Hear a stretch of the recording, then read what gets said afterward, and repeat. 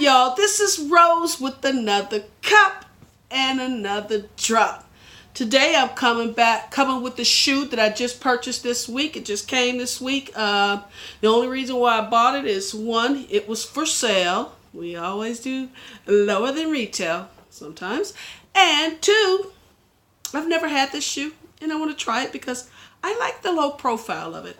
And another thing, before we get into that, I did pick up this glow ball this week. So basically what this does when you're dribbling, if somebody's taking the camera, taking your cell phone picture and making either a video or a photo, all they have to do is simply turn on the flash and you get a nice little video. It's pretty. It's like a glow ball, but it doesn't glow unless you have your flash on. So anyway, that was a good pickup this week. Got it on sale actually because I was one of the first to actually purchase it when it released. And then anyway, so without further ado, you don't want to watch this. You came here for this, right? I understand. Hold on. This is what I got for you this week. Okay? This is the Curry 6. Okay? Like I said, I've never had this shoe. So I wanted to look into it this time, and I do like the feel of this box. There's something about it that's different than the traditional Nike box or any box that I had. It has this nice little silky feel to it. But there is your SC as well as 30 for Stephen Curry. On this side of the box you have Under Armour. This side of the box you have a signature. And then over here, of course, 7.5. Under Armour Curry 6, and they call this yellow.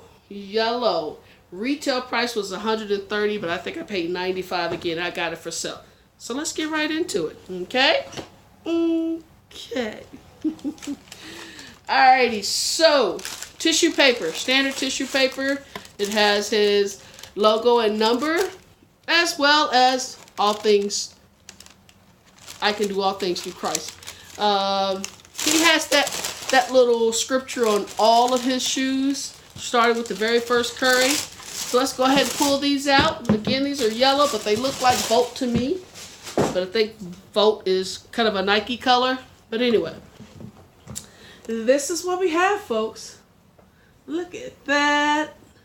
There's the top of the shoe. Woo! Look at that. Lateral side. Medial side. Okay. And then you got the heel. And then you got your Curry sole. And you'll hear later on there's a lot of complaints about this sole. You can't really, they basically wear out pretty quickly, so I think that's probably why I got them on sale. But anyway, let me just go around this shoe. This shoe has what they call, let's just go around the shoe here. They have what they call that hover technology. Is basically a web-based cushioning. So it's a web-based cushioning all throughout here, and it kind of helps with explosion and energy and things of that nature.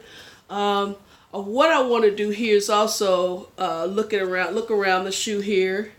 You have a soft toe guard here. It's not your traditional toe guard. You have your mesh. I don't know what you call this. I forgot what they call this. This is mesh, almost like the mesh that you see on the Nike. Let's see here on the heel, or the sole here, I'm sorry, you have his logo again and the number 30.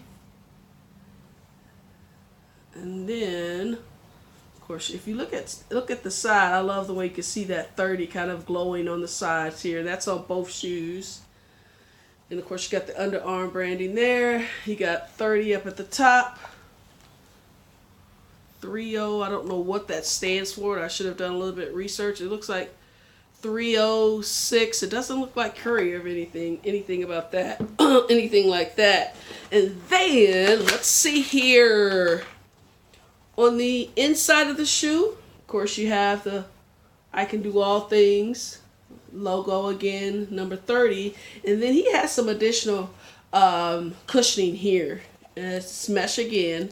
Kind of easy to put on. I wish it would have had kind of a tag in the back to help. Sometimes these mesh shoes are kind of hard to pull up without that tag, but we'll see how it works.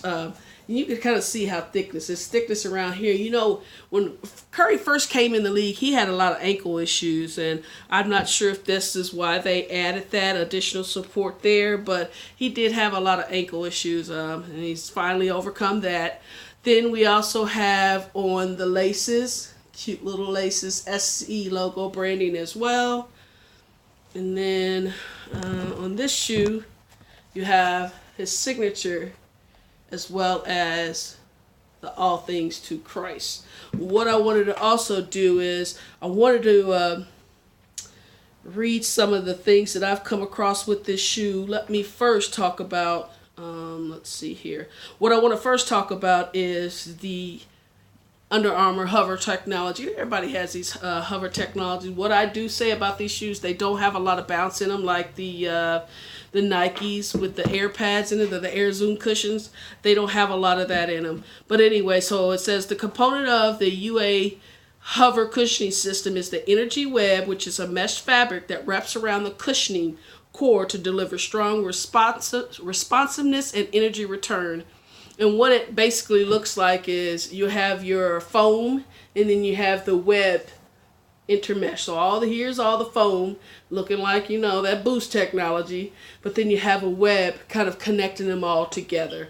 So that's what that technology means. And then I also came across, I uploaded a picture of these shoes on my Instagram, and I got quite a few replies or likes. And then one guy came in and was talking about how the soles wear out. He said you can't really wear these on anything but carpet. So I'm like, okay. And I believe that because I've seen quite a few videos where people had issues with these shoes. So what I wanted to do next is basically discuss, you know, some of the pros and some of the cons. Some of the pros that are pretty common about these shoes. One, they break in pretty quickly because, you know, of this mesh. You don't have to, the break-in time is not as long as like some all leather shoes. They're flexible and they're durable, again, as a result of that mesh. I just love that profile, guys. Let's see here. I can't say they do a good job of gripping, but if they get dusty, you're probably not going to have as good grip. But if you're wiping your feet off, like most ball players, even if they get to a free throw line or they get to the other end of the court, they're wiping their feet off. I mean, to me, that was just habit when I played. I was always wiping my feet off, even on an actual high school basketball team where the floor got cleaned often. Let's see here. It says here the hover cushioning is full length. It allows you to have good court feel and responsiveness. And again, I just wear these for just, you know, the looks, because they're cute. They're cute. And then let's see here, of course, due to the mesh, they're properly ventilated. Your feet don't sweat a whole lot in them. And then some of the cons about these. Let's see here. Can't play with them really outdoors because that outsole will get destroyed. I haven't tested them out yet, but I will. But it looks like, even if you look at it now closely, it almost feels like you can just lift this up with your finger. If you dug real good, it almost feels like you can lift up with your finger. And let's see here. I think my favorite thing about this shoe, just based off of what I see so far in terms of looks, is this right here. I don't know, something about this support. It almost reminds me of, you know how when you get a cast on you, like you break your arm, you get a cast? This material reminds me of that. It seems like really, really durable, but you do get some, you can see the cushioning when I push my hands in, you can see some of that flex there. I'm trying to bend them. Not a whole lot of bending going on there, but I'm sure, you know, once you play ball in them or whatever. But again, I don't play ball. Damn, these look good, y'all. I just like the low profile shoes. I'm not really into high tops anymore, so that's that. Let's see. Let's go over some of the cons. Let's see here. I guess the main gripe is just the fact that the soles wear out quickly. The tongue is thinly padded. The shoelaces dig into your feet when they're actually tightened. Because if you see here, these are the little lace guards here, and they allow you to get some type of order to your lacings, and not even order to your lacings, but they do provide order with the spacing and things, but just more support for your lacing system. But if you feel down in there, you can tell that it kind of digs into your skin when you actually tighten them. But I wouldn't tighten them too much, because these type of shoes you really don't have to tighten very much, unless of course you're out there playing ball. Let's see here, another con. Let's see here.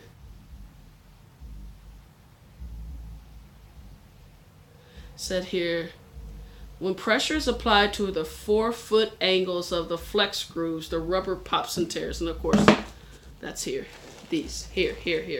And you can see that happen. I think this is a flawed design, and they should look into it. I know they're trying to give it flexibility because he plays on his toes a lot, but for the average consumer, we don't have the money to keep replacing shoes. Like, I'm sure Curry can replace his shoes every single night, and he only has to deal with one game of tear, but he can also replace these. The average consumer can't do that. So that's one of the major cons about that. Let's see here. So the bottom line is, they're actually a good shoe. They're probably a good hooping shoe, but they lack the cushioning. Like the Nike Zooms, or like the Currys, or the Russell Westbrook's. He's got some nice Air Zoom pads in his shoes. But overall, these were a nice pickup because of the way they look. Hey, FedEx didn't stop here today. Because of the way they look and the price that I got them for. Tell me what you think, y'all. Is this a nice pickup? Nice pickup? Until the next time, y'all. Until the next cup. Until the next drop. Peace.